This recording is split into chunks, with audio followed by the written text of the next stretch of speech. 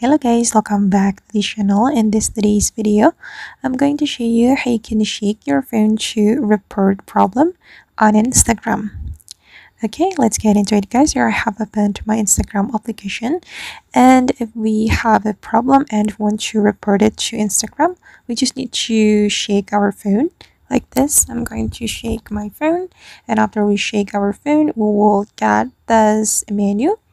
We will be able to click on this report problem option and just click this option, and then you can click on include and continue.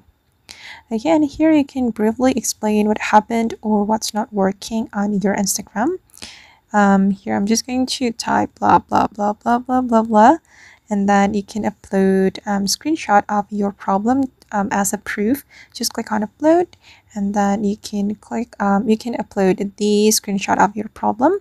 Once you're ready to send it to Instagram, you just need to click on send, or actually you can click on the screenshot, and then you can take the screenshot automatically like this.